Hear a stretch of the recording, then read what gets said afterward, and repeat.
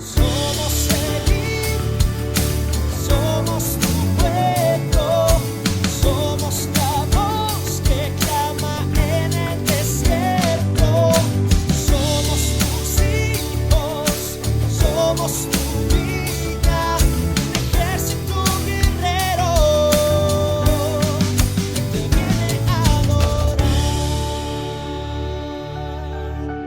Muy buenos días, hermanos, hermanas de Visión Cristiana Elim, aquí en Bruselas, Bélgica. Quiero enviarle muchos saludos a través de este medio y darle gracias al Señor por permitirnos seguir compartiendo la palabra de Dios a través de las redes sociales.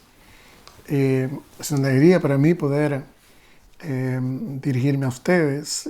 Y en primer lugar, antes de poder compartir la palabra de Dios, me gustaría poder solamente mencionarles qué es lo que está ocurriendo aquí en este país. Muchos de ustedes lo conocen, algunas personas que nos ven de otros lugares de Europa y también en Latinoamérica, a quien enviamos un saludo también para todos y cada uno de ellos.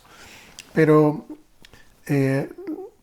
lamentablemente, debido a las nuevas restricciones que las autoridades del gobierno han establecido a causa de la nueva ola de contagios que se ha estado propagando no solamente acá en Bélgica, sino también en Europa.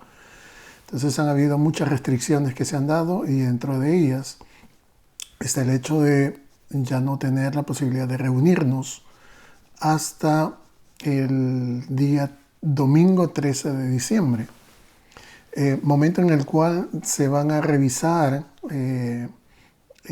cuáles han sido los resultados y ver si es que la propagación de esta enfermedad, del coronavirus o el COVID-19, está o ha sido controlada. Entonces, por el momento no hay ninguna iglesia cristiana que pueda reunirse. La gran mayoría de ellas, las que tienen la posibilidad, como nosotros, de poder comunicarnos a través de redes sociales, están llevando a cabo sus cultos virtuales, mientras que otras, tengo entendido que sencillamente no están llevando a cabo ningún servicio. Brindan algún tipo de atención, pero no están llevando a cabo servicios virtuales. Así que es por esta razón que hemos querido nosotros retomar nuestros cultos virtuales, hacerlo de esta manera, poder compartir con ustedes la palabra del Señor. Oremos para que pronto podamos regresar a una normalidad, por lo menos a tener la oportunidad nuevamente de congregarnos y que Dios permita que podamos seguir adorándolo, alabándolo, sirviéndolo en un local de manera presencial. No hay nada mejor que poder estar reunidos juntos, congregarnos, poder disfrutar de la presencia de Dios, pero también disfrutar de la comunión los unos con nosotros. Así que, hermanos, oremos en ese sentido y pidámosle al Señor que pueda obrar en medio de esta circunstancia que estamos viviendo. Así que, dicho esto, me gustaría ahora poder compartir con ustedes la palabra del Señor. Y me gustaría hacerlo en el Evangelio de Marcos, en el capítulo 7. Vamos a leer del capítulo 7, el versículo 31 al 37. Marcos capítulo 7, versículo 31 al 37. Leemos la palabra del Señor que dice: Luego regresó Jesús de la región de Tiro y se dirigió por Sidón al mar de Galilea, internándose en la región de Decápolis. Allí le llevaron un sordo tartamudo y le suplicaban que pusiera la mano sobre él. Jesús lo apartó de la multitud para estar a solas con él. Le puso los dedos en los oídos y le tocó la lengua con saliva. Luego, mirando al cielo, suspiró profundamente y le dijo: Efatá, que significa ábrete. Con esto se le abrieron los oídos al hombre, se le destapó la lengua y comenzó a hablar normalmente. Jesús le mandó que no le dijeran a nadie, pero cuanto más se lo prohibía, tanto más lo seguían propagando. La gente estaba sumamente asombrada y decía: todo lo hace bien, hasta hace oír a los sordos y hablar a los mudos. Amén. El pasaje que vamos a considerar esta mañana es un pasaje que se encuentra en el Evangelio de Marcos, como ya lo hemos leído, y no solamente eso, sino que forma parte de un contexto muy particular durante el ministerio de Jesús. Jesús ha estado llevando su ministerio en la región de Galilea, pero debido a los duros enfrentamientos que ha tenido con los líderes religiosos judíos y también al acoso de las multitudes, en algún momento el Señor Jesús decide salir a predicar las buenas nuevas del Evangelio fuera del territorio de Israel. En este caso nosotros leemos en los versículos anteriores al pasaje que hemos leído, en el momento que sana a la hija de una mujer sirofenicia, nosotros vemos cómo Jesús se encuentra en la ciudad de Tiro y en algún momento va a dirigirse aún mucho más al norte, a la ciudad de Sidón, que son dos ciudades que en este momento podrían encontrarse en la región del Líbano, en el país del Líbano. Es la costa mediterránea y nosotros vemos cómo Jesús nuevamente sale de este lugar para poder llevar a cabo su ministerio fuera de Israel. Pasado ese tiempo, que debió haber sido algunos meses, Jesús decide regresar a Jerusalén, pero no lo hace por la ruta habitual, sino que él se dirige por el otro lado del mar de Galilea a una región, o a la región que es conocida como Decápolis. Decápolis era una región que era conformada por unas 10 ciudades muy importantes que en realidad ya habían sido visitadas por el Señor Jesús con anterioridad. Si ustedes recuerdan, en capítulo 5 del Evangelio de Marcos, nosotros vemos cómo Jesús sana a un hombre endemoniado que vivía en los sepulcros. Y en el momento que Jesús se encuentra particularmente en la región de Gadara, vemos cómo la gente, al ver el milagro que había ocurrido, tuvieron temor de la persona de Jesús y le dijeron que por favor se vaya del lugar. Bueno, lo que nosotros vemos en este momento es una actitud completamente diferente, porque pareciera de que realmente le están dando la bienvenida a Jesús. Y no solamente eso, sino también nosotros podemos ver lo que realmente en el corazón del Señor, de poder continuar predicando la palabra de Dios. Y en este caso es como que les da una segunda oportunidad de verdaderamente conocerlo y escuchar el mensaje que Él tenía para compartir. Si bien es cierto, antes le habían pedido que se vaya, pero en este momento Jesús como que insistía en poder compartir el mensaje del Evangelio para que ellos también pudieran conocer. Ahora, es en este escenario y en este lugar donde se lleva a cabo este pasaje que nosotros hemos leído. El momento en el cual Jesús toca a un hombre que es sordo, y no solamente es un hombre sordo, sino que también tenía dificultades para hablar. Ahora, vamos a tratar de poder dividir este pasaje en 3 elementos muy importantes que ocurren en la descripción de este milagro. El primero de ellos tiene que ver con el momento en el cual Jesús toma aparte a este hombre sordo y tartamudo, como lo dice la Nueva Versión Internacional. El segundo elemento tiene que ver con el proceso de sanidad que Jesús utiliza para poder sanar a esta persona. Y el tercer elemento tiene que ver con la reacción de la gente y la consecuencia también de la sanidad. Entonces vamos a tratar de poder nosotros desarrollar estos 3 elementos y encontrar algunas verdades que puedan edificar, que puedan bendecir nuestras vidas en esta mañana. Primero de ello, vamos a considerar el momento cuando Jesús toma aparte a este hombre y lo lleva para poder estar a solas con él. Hay 2 detalles muy interesantes que nosotros tenemos que considerar antes de poder analizar el pasaje. El primero de ellos es de que este relato que nosotros encontramos en el capítulo 7, versículo 31 a 37 del Evangelio de Marcos, es único al Evangelio de Marcos. Es decir, que no se encuentra en ningún otro evangelio. No hay ningún otro evangelista que retoma la historia, que la narra. Solamente es Marcos el que lo menciona. Y el segundo detalle es que esta es la primera vez que Marcos hace referencia a esta acción de Jesús de poder llevar aparte a una persona para poder sanarla.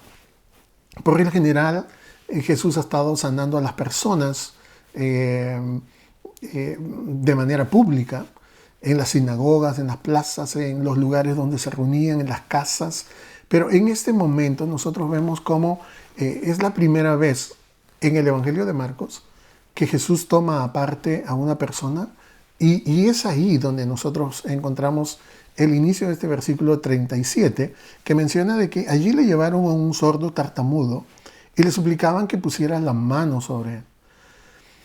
Entonces, vemos acá un grupo de personas, no se sabe cuántas, no se sabe si eran familiares, si eran amigos, si eran cercanos, pero vemos a un grupo de personas que ante la presencia de Jesús en el lugar, y probablemente habiendo sido testigos ya de lo que antes había hecho con un hombre endemoniado que vivía en los sepulcros, deciden llevar a este hombre para que Jesús haga algo en sus vidas. El pasaje dice de que era un hombre sordo, tartamudo, y le suplicaron de que por favor pusiera su mano sobre él. Ahora, repasando los milagros anteriores de Jesús, en el Evangelio de Marcos nosotros encontramos 6 milagros de sanidad. Y en estos 6 milagros de sanidad registrados por Marcos, solamente en 3 de ellos Jesús toca a la persona. El primero de ellos tiene que ver con el momento en el cual Jesús sana a la suegra de Pedro y la toca, pero la toca solamente para poder levantarla. No la toca para llevar a cabo ninguna sanidad. El segundo ejemplo tiene que ver con la resurrección de la hija de Jairo. Entonces ahí nosotros vemos que nuevamente Jesús toca a la hija de Jairo, pero nuevamente solamente para levantarla, para ayudarla a ponerse de pie. La tercera vez que ocurre el momento en el cual Jesús toca a una persona es el pasaje que hace referencia a la sanidad del hombre leproso. Y en ese pasaje nosotros vemos cómo Jesús sí toca voluntariamente y con el propósito de poder sanar a la persona, porque nosotros sabemos de que en el tiempo de Jesús los leprosos eran personas intocables, eran personas que nadie quería acercarse a ellos. Pero en ese momento vemos cómo Jesús muestra su compasión a este hombre y lo toca, y nosotros leemos en el Evangelio de Marcos cómo este hombre es sanado. Entonces, Marcos nos hace saber que también tocó a otras personas que recibieron sanidad, pero lo que vemos con claridad en este pasaje es que tocar no era algo que Jesús tuviera que hacer para que realmente ocurrieran los milagros. O sea, la sanidad física no era algo difícil para Jesús. No es que realmente si Jesús no tocaba a una persona no iba a ocurrir un milagro.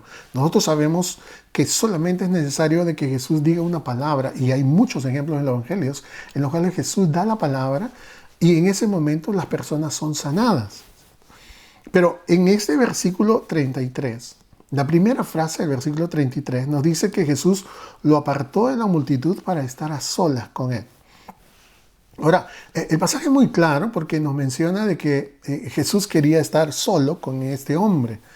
Si eso no hubiera sido así, entonces Jesús lo hubiese sanado en el momento en el cual se encontraba con la multitud.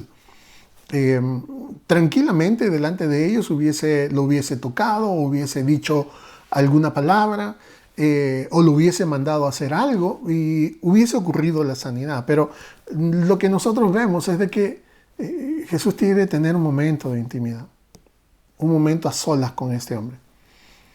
Lo lleva a un lado, le da una atención personal particular, algo que debió significar mucho para este hombre, porque no solamente para los judíos, sino también para los gentiles, una persona sorda era una persona discriminada, era una persona que no era muy bien aceptada dentro de la sociedad.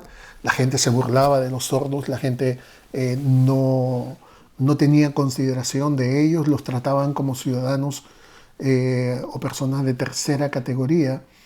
Pero nosotros vemos acá cómo el Señor muestra esa compasión que es muy propia de Él, esa manera de poder tratar con ternura a las personas. Y lo que hace es poder llevarlo aparte. Pero acá en esta acción de Jesús hay una enseñanza que nosotros también podemos sacar y podemos entender. Y es de que realmente cuando Jesús va a tratar con una persona, siempre lo hace de una manera personal. lo que está haciendo con este hombre es tratarlo de manera individual, de manera personal. Eh, y yo creo que realmente es la misma manera como Jesús trata con nuestras vidas, como Dios trata con nuestras vidas. ¿Por qué? Porque las pruebas que nosotros llevamos adelante o vivimos, las circunstancias que nos toca vivir, no son las mismas para todos los creyentes, ni tienen el mismo nivel de gravedad para todos. Hay algunas personas que tienen pruebas mucho más duras que las otras. Hay muchos cristianos que tienen pruebas que realmente afectan o conmocionan su vida, lo llevan a dudar, lo llevan a menguar en su fe, mientras que otros tienen otras pruebas que quizás no generen ese tipo de reacción o de acción de los cristianos. Pero lo que nosotros vemos es de que Dios, a pesar de todas esas circunstancias, tiene un trato muy particular. Y esto es así porque nosotros no adoramos ni servimos a un Señor genérico o colectivo que trata a todos sus hijos de la misma manera. Hay personas que son tratadas de una manera muy particular. Y es por eso que nunca deberíamos de quejarnos por el hecho de que la prueba que nosotros estamos viviendo es mucho peor que la prueba que otras personas están viviendo. O probablemente compararnos con nosotros y decirle, pero si yo soy una persona más entregada y si yo soy una persona más dedicada a Dios, ¿por qué a mí me toca esto? ¿Y por qué a tal persona o a tales personas no les ocurre lo mismo que me está ocurriendo? Entonces, no podemos decir esto simplemente porque Dios tiene un trato muy particular, tiene un trato diferente y tiene un trato personalizado con cada uno de nosotros. Lo que a nosotros nos toca vivir es algo que realmente, no solamente Dios sabe que nosotros podemos soportar, sino que también Dios sabe que en medio de esa situación la gloria y la honra será para Él si es que nosotros actuamos de manera adecuada, correcta.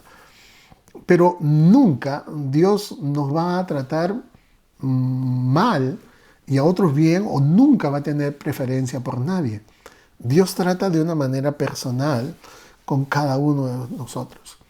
Y siempre tratará de maneras específicas, ¿cierto? Porque Él conoce la condición en la cual nos encontramos. Dios conoce todas las necesidades de nuestros corazones. Dios sabe cuál es la situación que estamos pasando, ¿cierto? Si alguien está preocupado, el Señor traerá paz. Si alguien está pasando por necesidades económicas, Jehová Jireh será quien provea para sus vidas.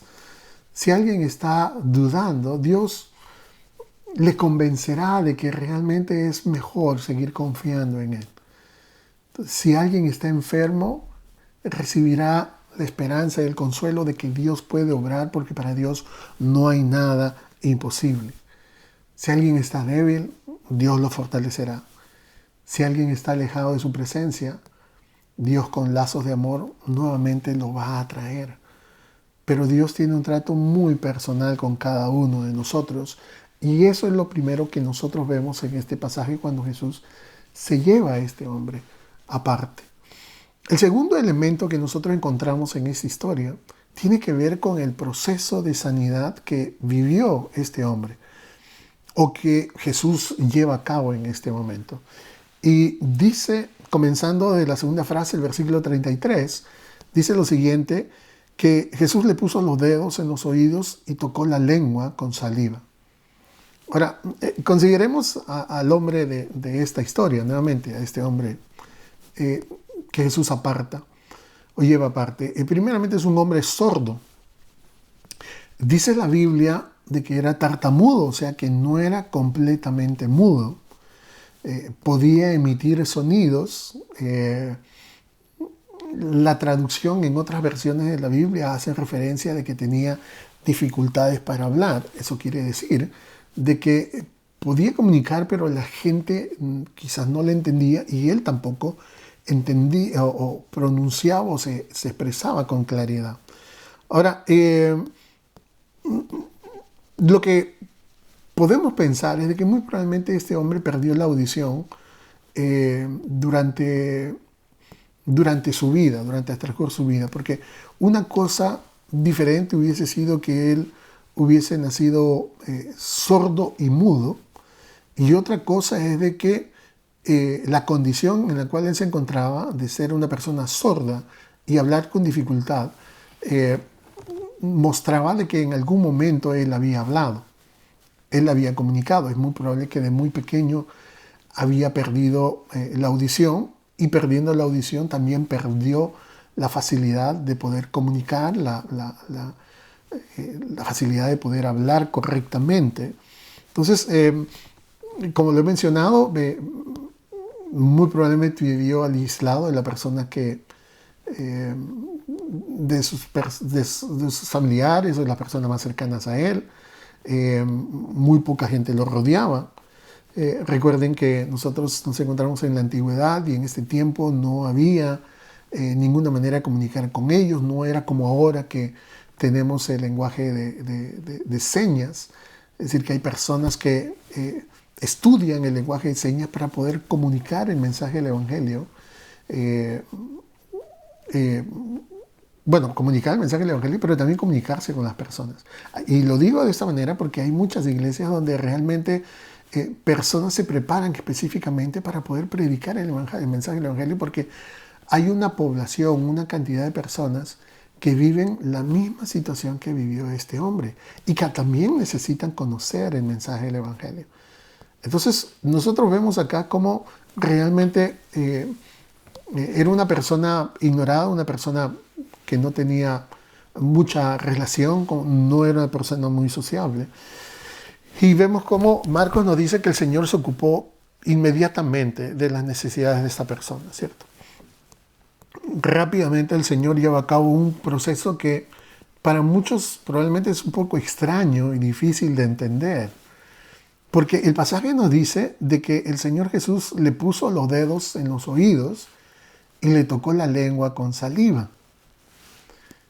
Yo no sé si alguna vez al leer este pasaje anteriormente nos hemos hecho las preguntas de ¿por qué Jesús hizo las cosas de esta manera? O sea, parece extraño y aún poco normal de que realmente, bueno, que Jesús toque los oídos uno lo puede entender, pero que ponga su saliva sobre la lengua de este hombre ya tiene otra connotación. Puede crear cierto desagrado en las personas solamente al leer el pasaje de esta manera. Pero Jesús lo hace no porque estuviera llevando a cabo o tuviera enfrente un caso muy difícil de atender. Algunos comentaristas han mencionado de que Jesús actuó de esta manera porque muchas personas que se dedicaban a sanar enfermos o a hacer milagros, básicamente recurrían a acciones como esta. Teniendo en cuenta que Jesús estaba en un territorio gentil, porque la región de Decápolis, si bien es cierto, habían muchos judíos que vivían ahí, pero era una región predominantemente gentil. Entonces, algunos hacen referencia como que realmente Jesús lo que quiso era poder demostrar de que él también podía hacer lo mismo, de la misma manera como otros milagreros o hacedores de milagros había. Pero lo que realmente no toman en cuenta estos comentarios o comentaristas es nuevamente el hecho, o lo que hemos mencionado hace algunos minutos, y es de que Jesús se llevó aparte a este hombre. Es verdad que la gente podía estar muy cerca o podía haber estado algunos cientos de metros, pero Jesús lo lleva aparte.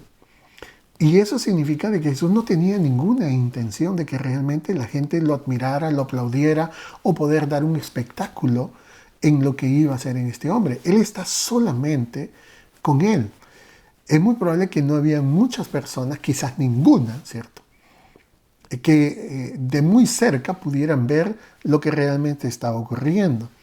Entonces, lo que nosotros vemos es de que en la condición en la cual se encuentra ese sordo, él no había manera de poder comunicarse. Jesús no podía hablarle porque si Jesús le hablaba, él no iba a entender. Entonces, lo que nosotros vemos en esta extraña manera de hacer las cosas de Jesús es de que lo que él está tratando de hacer es comunicar con él. Él quiere que este hombre que no oía y que no podía hablar pudiera entender lo que iba a ocurrir. O sea, básicamente lo que Jesús está haciendo es adaptándose a la necesidad, tratando de poder ser una persona accesible a este hombre que no tenía ninguna manera de poder comunicar con claridad. Y lo que nosotros vemos es que al poner sus dedos en sus oídos y tocar con su saliva la lengua de ese hombre, lo que Jesús básicamente quiere decirle o quiere comunicarle es de que es Él el que le va a ayudar a poder volver a escuchar con la acción de tocar sus oídos y que también es Él quien lo va a ayudar a poder hablar como en algún momento lo hizo. Entonces, el hecho de que Jesús haga estas cosas es básicamente porque está tratando de comunicar con Él. Lo que nosotros vemos también es que en el momento que Jesús mira al cielo, lo que quiere decirle a este hombre que no escuchaba y que no hablaba correctamente, era de que de parte del cielo, él iba a recibir la sanidad que en ese momento iba a llevar a cabo. Se iba a llevar a cabo. Y en tercer lugar, porque el pasaje dice de que Jesús suspiró profundamente, lo que Jesús quería mostrarle es la compasión que él tenía. Jesús suspiró profundamente y muy probablemente el hombre no pudo oír el suspiro de Jesús, pero sí pudo ver que Jesús estaba profundamente preocupado por la situación de él. Una vez más, Jesús no podía decirle, estoy preocupado por ti, porque él no entendía. Pero este hombre sí podía entender lo que era un suspiro, y un suspiro es básicamente una acción de una persona que demuestra lo que hay en su corazón, la tristeza o la preocupación o la compasión que hay. Entonces, en este momento Jesús comunica con él y de manera que pudiera entenderlo, dándole información básica para que después de que ocurra este milagro, él pudiera continuar confiando en Dios, para que su fe pudiera ser depositada en Dios y sobre todo para que no quepa duda en su corazón y en su vida de que realmente Dios había hecho un milagro y lo había hecho a través de Jesús. Entonces, básicamente es eso lo que Jesús está haciendo. Ahora, tratando de poder aplicar este punto a nuestras vidas, yo creo que es casi de la misma manera como Dios también obra con nosotros. Quizás no escuchemos la voz audible de Dios respondiendo a nuestra oración, pero sí entendemos que Él nos ama. Nosotros los creyentes sabemos de que a pesar de lo que nosotros estemos pasando, Dios está a nuestro lado. Es verdad que las dificultades pueden ser muy grandes y los problemas pueden ser muy difíciles. Las circunstancias que enfrentamos pueden tener la potencia de poder traer abajo nuestras vidas o hacernos o debilitarnos. Pero en el fondo de nuestros corazones, nosotros sabemos de que el Señor está a nuestro lado. Él cuida de nosotros. No necesitamos oír con nuestros oídos físicos que Dios está a nuestro lado para saber que Dios está obrando su perfecta voluntad en cada una de nuestras vidas y en cada una de las circunstancias que estamos viviendo. Y no solamente eso, sino que no necesitamos a Dios decirnos de que podemos contar con Él porque sabemos por su palabra de que Él quiere que llevemos todas nuestras necesidades a Él. Él cuidará de nosotros. Él traerá sanidad. Él va a proveer. Él nos ayudará. Él salvará. Él tocará los corazones. Es Él el que lo va a hacer. Entonces nosotros tenemos que ver cómo realmente Dios lo hace de esa manera. Y cuando Dios obra de esa manera, no queda ninguna duda en nuestros corazones de quién realmente nos ha ayudado. El versículo 34 dice, luego mirando al cielo suspiró profundamente y le dijo, Efatá, que significa ábrete. Con esto se le abrieron los oídos al hombre, se le destrabó la lengua y comenzó a hablar normalmente. Ahora, la última fase de este proceso debió haber causado mayor impacto en la vida de este hombre. Porque la última fase consistía en la experiencia de poder oír, de poder escuchar. O sea, él no había escuchado durante una gran parte de su vida, no había tenido acceso a poder disfrutar de algún canto, algún salmo, o poder conversar con alguna persona, poder recibir algún tipo de información que lo instruyera, que produjera algo positivo en su vida. Entonces, incluso él no podía oír con claridad lo que él mismo hablaba. En realidad no se sabe si es que este hombre escuchó el momento en el cual Jesús, en lengua aramea, dice Efatá. Es muy probable de que en el momento que lo dijo, este hombre haya recibido la sanidad y haya podido recibir la capacidad, su capacidad de oír haya sido restaurada, y que pueda haber escuchado lo que Jesús dijo, pero en cualquier caso, lo que nosotros vemos por el pasaje es de que ese hombre quedó completamente sano. Y fíjense que algo que es muy interesante es de que no fue una cuestión de días, no fue una cuestión de semanas para que el hombre para que la capacidad de oír y su capacidad de hablar pudiera ser restaurada. Ocurrió inmediatamente. El pasaje dice que inmediatamente comenzó a escuchar bien y comenzó a hablar con claridad. Y si hay algo que es impresionante en los milagros de Jesús, es que restaura por completo la salud del enfermo. Porque si este hombre hubiese sido sanado, pongamos el ejemplo de que si este hombre hubiese sido sanado a través de una cirugía, entonces hubiese tenido que pasar por un periodo de readaptación para poder aprender a oír y para poder hablar. Es muy probable que su cerebro no hubiese estado adaptado para poder recibir tantos sonidos, tanta información, tantas palabras nuevas. Hubiese tenido que empezar muy probablemente poco a poco, pero lo que nosotros vemos en este pasaje es de que la sanidad ocurrió inmediatamente. De la misma manera como fue lo que ocurrió en el capítulo 2 cuando Jesús sanó a ese hombre paralítico, o cuando Jesús sanó en el capítulo 3 al hombre que tenía una mano paralizada.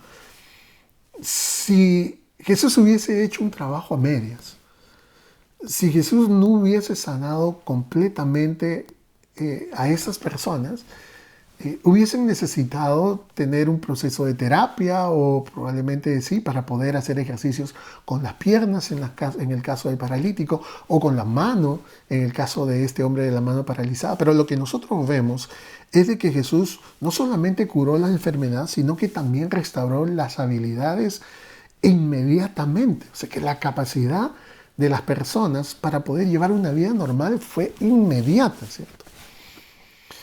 Y esto nosotros lo vemos en la descripción de este pasaje, que dice de que este hombre comenzó a hablar claramente. Ahora, el tercer elemento, con el cual ya voy a ir finalizando, tiene que ver con la consecuencia o la reacción de las personas ante este milagro de Jesús.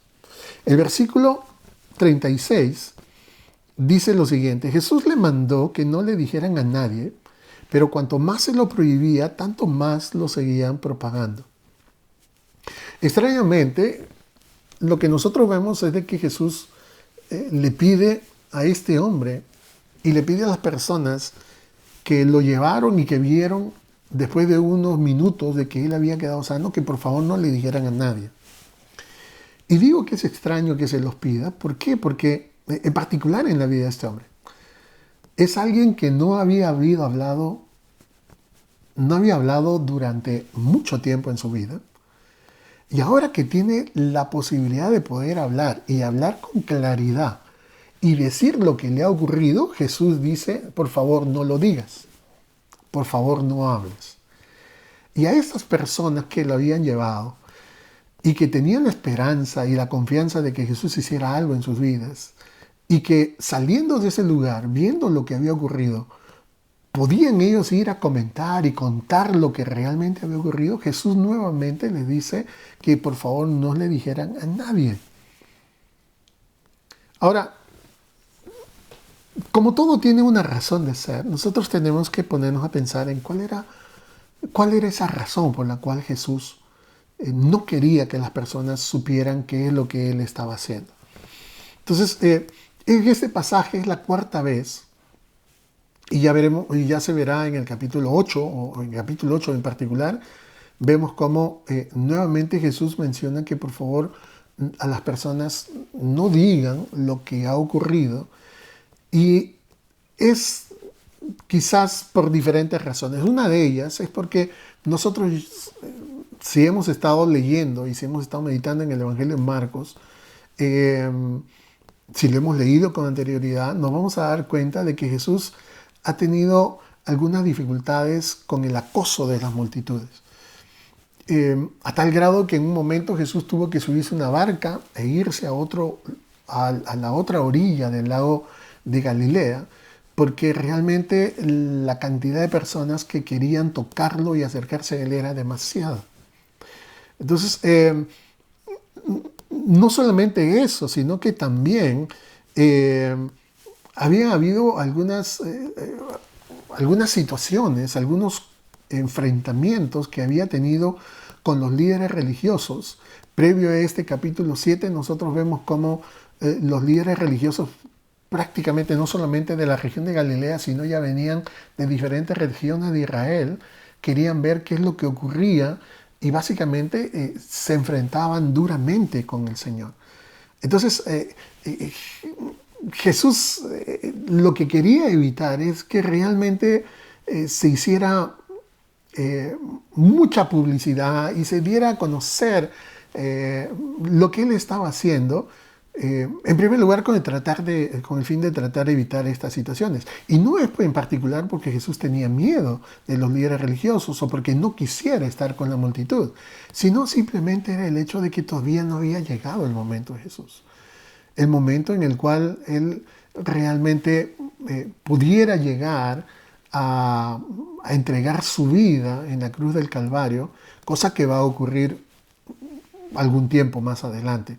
Pero nosotros vemos acá esa primera razón, pero hay otra razón que también es muy importante, y es el hecho de que Jesús no quería que las personas tuvieran una idea o una visión limitada, parcial, sesgada de quién era verdaderamente él. ¿Por qué? Porque la gente al salir de los lugares en los cuales se encontraban a Jesús y veían milagros y prodigios que estaba haciendo Jesús, lo que ellos básicamente iban y comentaban era de que Jesús era alguien que hacía milagros y que era un sanador, y podían ir y contar a los demás de que habían encontrado un gran maestro, pero en realidad eso es solamente una parte de lo que era la persona de Jesús. Entonces ellos iban a transmitir un mensaje limitado. Lo que Jesús quería es de que las personas supieran de que Él era el Mesías, de que Él había sido enviado por Dios, de que Él era el Cordero de Dios que iba a quitar el pecado del mundo, que a través de su muerte en la cruz del Calvario los hombres podían ser reconciliados con Dios, podían ser restaurados a una comunión con Dios, que a partir de ese momento y a través del arrepentimiento y la fe podían entrar en una comunión directa con Dios. El mensaje del Evangelio y el mensaje de la persona de Cristo no se limita solamente a decir que Él ha sido un gran maestro o que Él ha sido un hombre que ha hecho mucho bien o que ha ayudado a muchas personas. El mensaje del Evangelio implica e incluye de que realmente Jesús vino a esta tierra con un propósito. Y el propósito no solamente era el poder dar buenas y grandes lecciones para todos los hombres, para nosotros los creyentes en particular, sino que también fue para poder morir en la cruz del Calvario, para poder ser sepultado y resucitar al tercer día. Y no solamente eso, sino que después de 40 días de haber estado con sus discípulos y dándoles pruebas indubitables de que realmente Él había resucitado, la Biblia dice que Él ascendió a los cielos y ahora está sentado a la diestra de Dios Padre, intercediendo por usted y por mí en este momento, en medio de las circunstancias que nosotros estamos viviendo. Ese es el mensaje completo del Evangelio. Y es por eso que Jesús no quería que la gente hablara y dijera solamente lo que Él hacía, porque no era lo que realmente Jesús perseguía. Jesús quería que lo conocieran tal y como Él era. ¿Qué es lo que vino a hacer? ¿Cuál era su propósito en esta tierra? Entonces, es muy interesante que en ese tiempo que la gente no tenía el mensaje del Evangelio completo, Jesús le dijera, no hablen, no digan nada. Lo interesante con nosotros es que ahora nosotros, teniendo el mensaje del Evangelio completo y con un mandamiento de Dios de ir y predicar el Evangelio, las buenas nuevas de salvación a las personas, nosotros nos callemos. O sea que en ese tiempo Jesús le dice a ellos, cállense y no digan nada. En nuestro tiempo a nosotros nos dice, no se callen, hablen, pero la experiencia nos muestra que son muy pocos los cristianos que realmente dan testimonio de su fe y de lo que Dios ha hecho en su vida. Entonces, el versículo 37, fíjese lo que dice. La gente estaba sumamente asombrada y decía, todo lo hace bien. Hasta hace oír a los sordos y hablar a los mudos. O sea que, básicamente lo que nosotros vemos, o lo que Marcos nos está diciendo, es que la gente estaba asombrada por lo que había sucedido. Y la gente asombrada, pero sumamente asombrada, anonadada, impactada por lo que realmente había ocurrido, dice dos cosas. Dice, todo lo hace bien. Y la segunda cosa que dice, hasta hace oír a los sordos y hablar a los mudos. Ahora, con respecto a la segunda parte, a lo que dice en la segunda parte de este versículo 37, hasta hace oír a los sordos y hablar a los mudos, es importante que analicemos rápidamente el contexto. Fíjese que la palabra griega que es utilizada en este versículo para definir a este hombre como una persona muda es un término muy extraño. Es un término tan extraño que solamente ocurre una sola vez en el Nuevo Testamento y es en el Evangelio de Marcos y en este versículo 37. Si buscamos en el Nuevo Testamento otra vez la utilización de esta palabra griega, no la vamos a encontrar. Se encuentra otra vez en la Biblia, pero en el Antiguo Testamento. Y se encuentra la misma palabra griega en la Septuaginta, en la traducción griega del Antiguo Testamento. Se encuentra la misma palabra y se encuentra en el capítulo 35, en el versículo 6 del libro de Isaías. Yo voy a leerlo y voy a comenzar el versículo 1 para que ustedes puedan entender el contexto y que podamos sacar también una enseñanza muy importante. El versículo 1 del capítulo 35 de Isaías dice, se alegrarán el desierto y el sequedal. Se regocijará el desierto y florecerá como el azafrán. Florecerá y se regocijará, gritará de alegría. Se le dará la gloria del Líbano y el esplendor del Carmelo y de Sarón. Ellos verán la gloria del Señor, el esplendor de nuestro Dios. Fortalezcan las manos débiles, afirmen las rodillas temblorosas. Digan los de corazón temeroso, sean fuertes, no tengan miedo.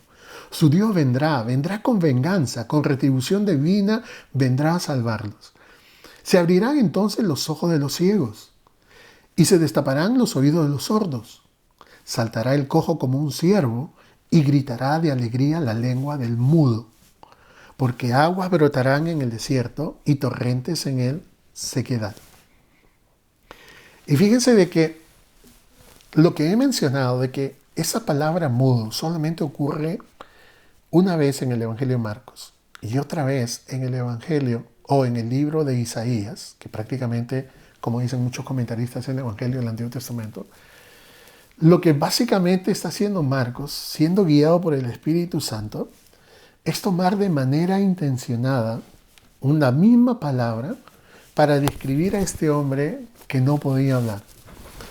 Y básicamente lo que busca con esto Marcos es que los lectores de su relato, de su evangelio, pudieran hacer la conexión entre estos dos pasajes.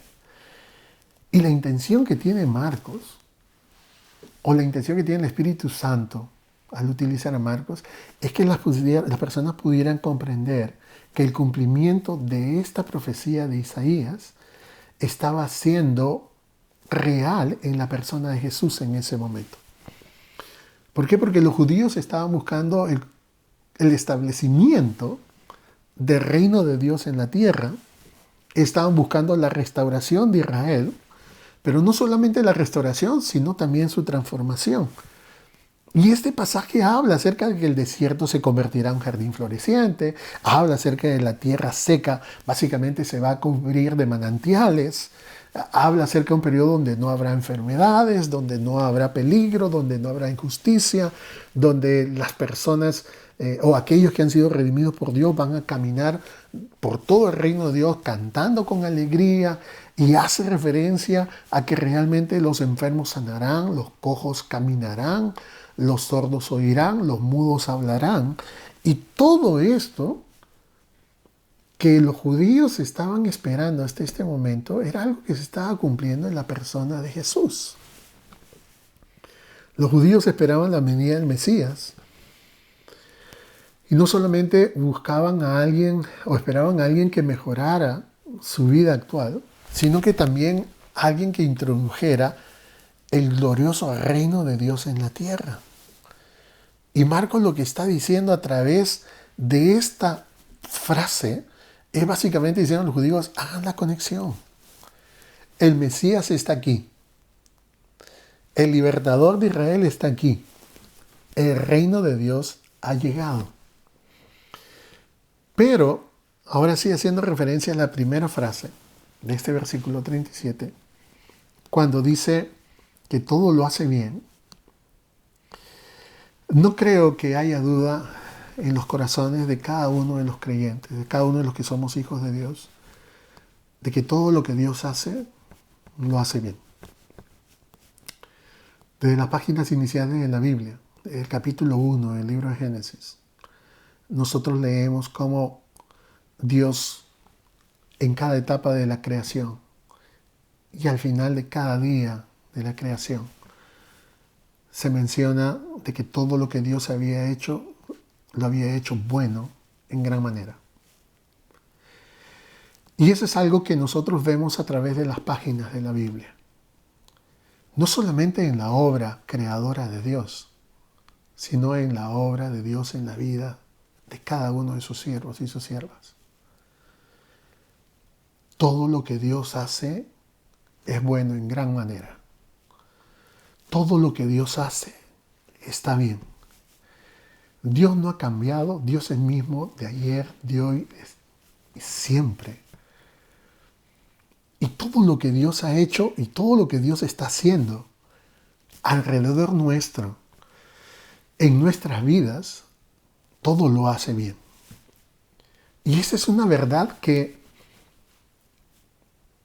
yo creo que es muy necesaria que nosotros podamos recordar en la actualidad o poder considerar en la actualidad. Porque estamos viviendo una situación que muchas veces nos preguntamos por qué se dan las cosas de esta manera. ¿Por qué estamos viviendo una pandemia a nivel mundial? ¿Por qué tanta gente ha muerto? ¿Por qué tanta gente se enferma?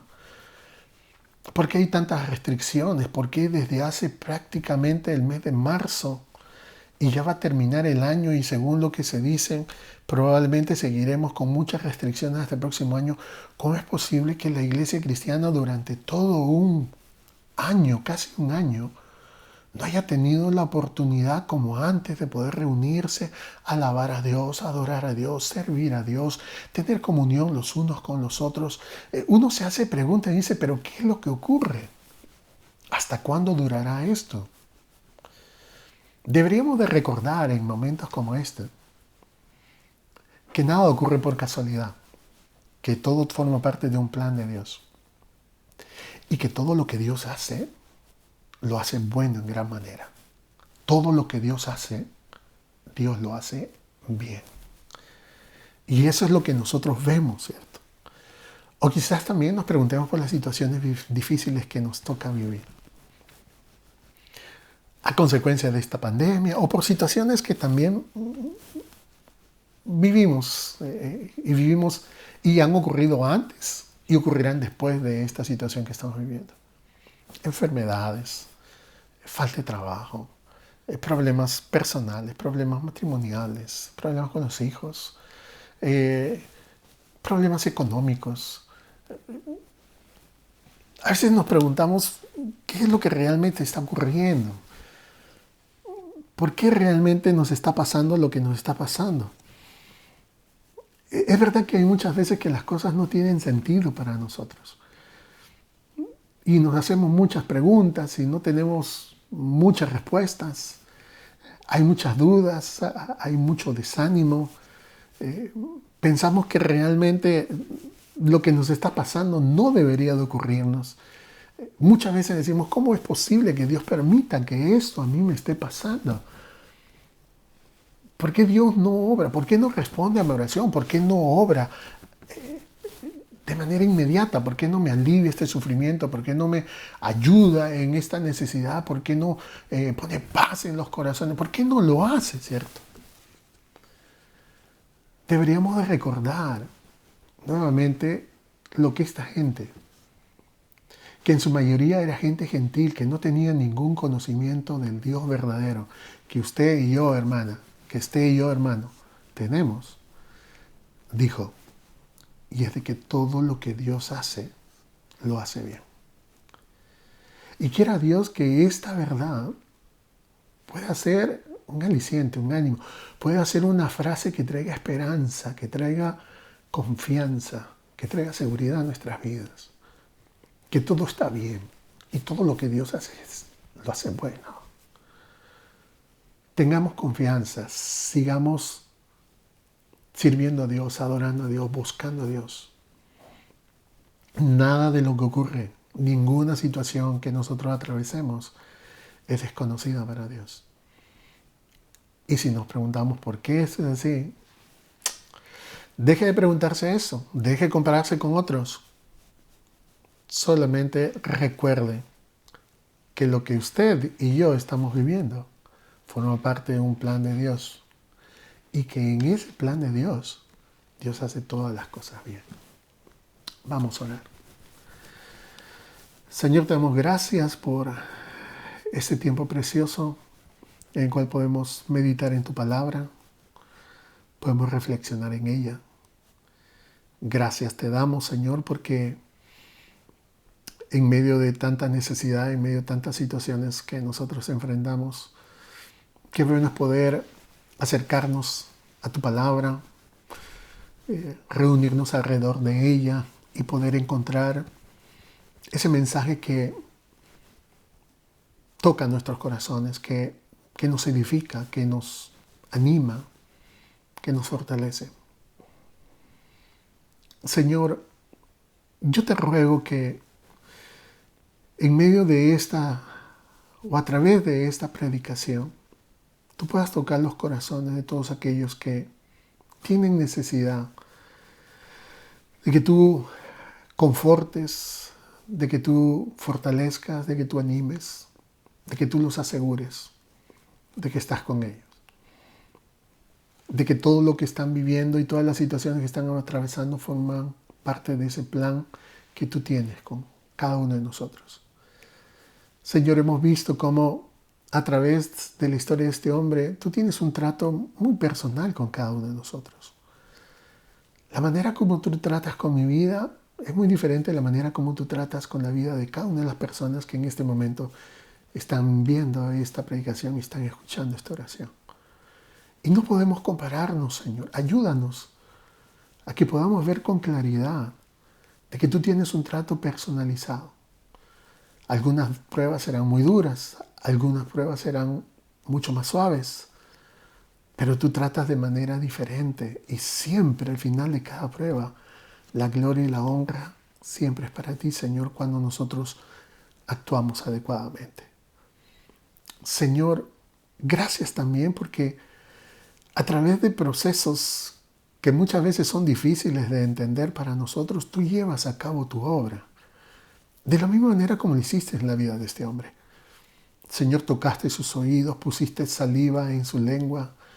Señor, miraste al cielo, suspiraste, y a pesar de que él no entendía lo que realmente estaba ocurriendo, Señor, tú buscaste comunicarte con él y hacerle entender de que todo eso formaba parte de un proceso que al final traería bendición para su vida, con el fin de fortalecer su fe, para que no solamente se limitara a poder experimentar un milagro, sino continuara confiando en el Dios que lo había sanado.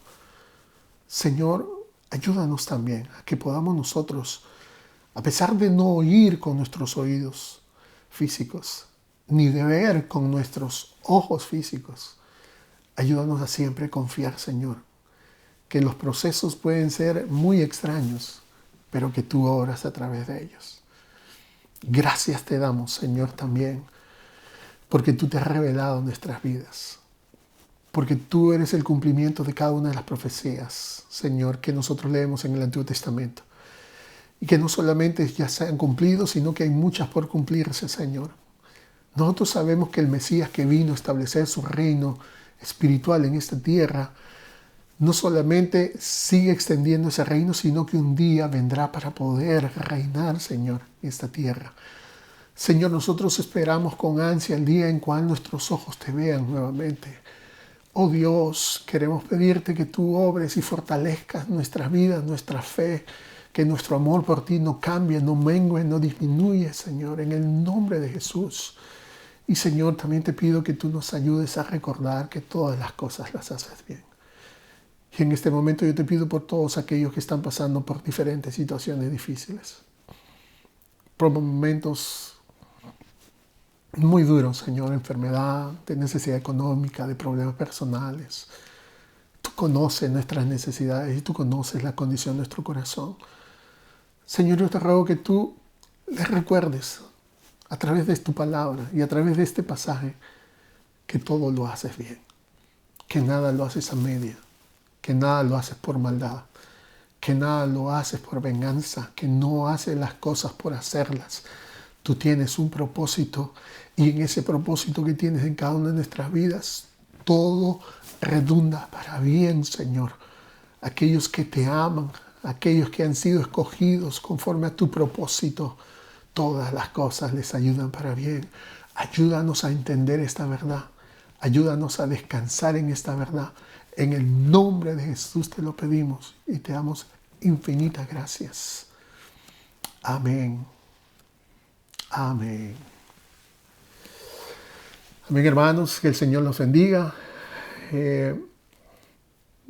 Deseamos con todo nuestro corazón que este momento haya sido un momento de bendición. Seguiremos compartiendo la palabra de Dios de esta manera. Y la próxima semana nosotros vamos a tener también un tiempo de alabanza, de adoración, un tiempo en el cual podamos adorar al Señor y unirnos. Quizás no estaremos unidos presencialmente, pero sí estaremos unidos en el Espíritu y a través de este medio. Así que, hermanos, les envío un gran saludo. Que el Señor les bendiga grandemente. Sigamos confiando en el Señor, sigamos adelante. Que lo que estamos viviendo no mengue nuestra fe, sino que nos fortalezca, nos ayude a seguir adelante. Que el Señor los bendiga grandemente y será hasta la próxima oportunidad. Amén.